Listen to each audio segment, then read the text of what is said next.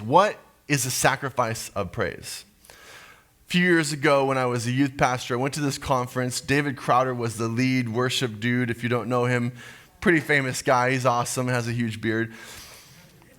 He starts the session by saying, all right, everybody, I want you to sing loud. I don't want it to be pretty. I don't want it to be harmonically correct.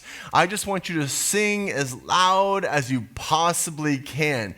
And there was this thing in me that was like, okay, I can do loud. I don't sound pretty, but I can do loud. And there was a shift that happened as everybody started doing it. The power of that room just kind of became overwhelming because there was something about saying, I don't care what anybody thinks anymore. That's the shift, and it's a tough shift because we always care what people think.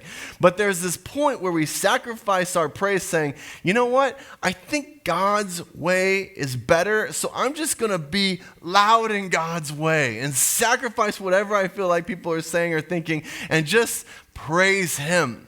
In the Old Testament, the word for worship is SHACHAH. Great word, SHACHAH. It means to bow down. And actually, most times that you see it in the Old Testament, when they're praising and worshiping, they are literally on their knees, and sometimes they're totally on their face. They put their face to the ground saying, I worship you, I reverence who you are, I bow down to you. It's a huge moment of mind, body, and soul. Sometimes we forget the body of just saying, I'm all in. I don't care what this world thinks. In the New Testament, they use proskUNEO, means to kiss. And specifically when it's used, it's usually a kiss of motion. You would kiss towards something, or they would kiss the ground that the person walks on is usually how it was used. And so it's, again, an action word. When you worship, it's an action. Now go back to Hebrews. What's the actual action that should be part of sacrifice of praise? It says, never forget to do good.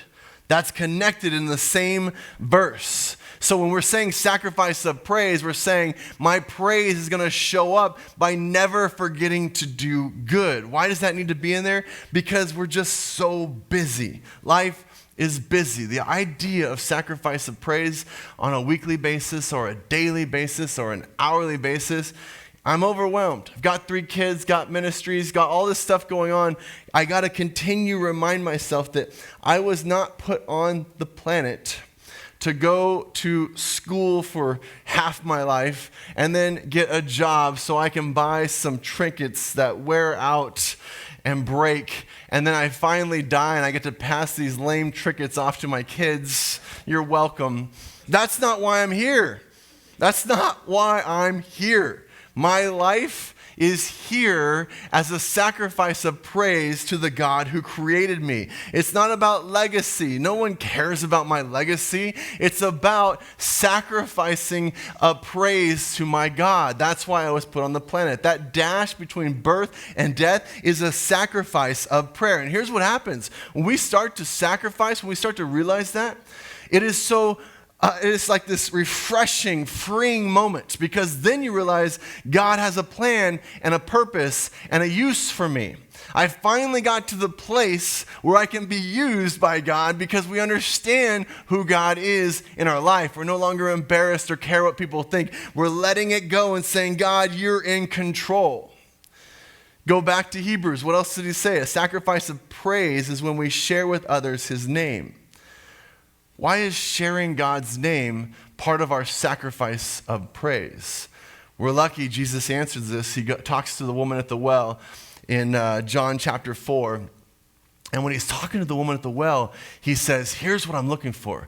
And we should key into this. He literally has a moment in the Bible where Jesus tells you exactly what he's looking for. What does he say to the woman at the well? What he's looking for when it comes to us? He says, I'm seeking those people who would worship him in spirit and truth.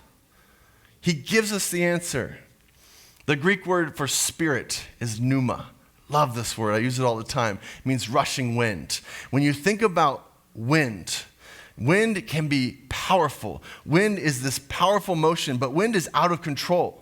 And it really doesn't know where it comes from. Most of us can't figure out how the wind is continues to come out of nowhere. We don't even know where the source is, and yet it comes with such power and force. Does it sound kind of like worship? When we start to sacrifice our praise and share God's name, we don't quite understand where it comes from. We don't quite understand the source, but we do understand the power behind it when we start to release and let it move us. It is so powerful. The Greek word for truth is aletheia, means true or to take notice. True or to take notice. Take notice of your truth. Sacrifice your truth, which has become a very common saying in our world today. My truth is.